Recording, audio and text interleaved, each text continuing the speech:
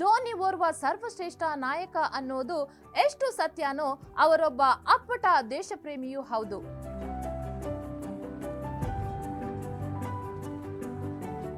ಸದ್ಯ ಐಪಿಎಲ್ ನಲ್ಲಿ ಮಾತ್ರ ಕಾಣಿಸಿಕೊಳ್ತಿರುವ ಕ್ಯಾಪ್ಟನ್ ಆಫ್ ಕ್ಯಾಪ್ಟನ್ ನಿವೃತ್ತಿ ಬಳಿಕ ಏನ್ ಮಾಡ್ತಾರೆ? ಅವರ ಭವಿಷ್ಯದ ಪ್ಲಾನ್ ಹೇಗಿರುತ್ತೆ? ಕಂಪ್ಲೀಟ್ ಕ್ರಿಕೆಟ್ ನಿಂದಲೇ ದೂರ ಸರಿತಾರಾ? ಇಂತಹ ಅನೇಕ ಪ್ರಶ್ನೆಗಳು ಕ್ರಿಕೆಟ್ ಪ್ರೇಮಿಗಳನ್ನ ಕಾಡ್ತಿವೆ. ಸದ್ಯ ಆ ಎಲ್ಲಾ ಗೊಂದಲಗಳಿಗೆ ಮಿಸ್ಟರ್ ಕೂಲ್ ಫುಲ್ ಸ್ಟಾಪ್ ಇಟ್ಟಿದ್ದು ಮಹಿ ಫ್ಯೂಚರ್ ಪ್ಲಾನ್ ರಿವೀಲ್ ಮಾಡ್ತಿದ್ದಾರೆ.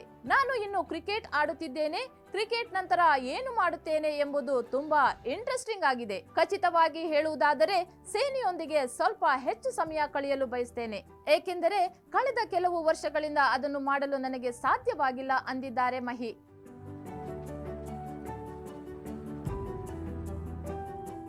ಮಹಿ 2011ರಿಂದ ಕ್ರಿಕೆಟ್ನಿಂದ ಬಿಡುವು ಸಿಕ್ಕಾಗಲೆಲ್ಲ ಸೇನೆಯಲ್ಲಿ ಕರ್ತವ್ಯ ನಿರ್ವಹಿಸುತ್ತಿದ್ದಾರೆ. ಸೇನಾ ತರಬೇತಿ ಪಡೆದು 2019ರಲ್ಲಿ ಜುಲೈ 31ರಿಂದ ಆಗಸ್ಟ್ 15ರವರೆಗೆ ಕಾಶ್ಮೀರದಲ್ಲಿ ಸೇನಾ ಕರ್ತವ್ಯ ನಿರ್ವಹಿಸಿದ್ರು.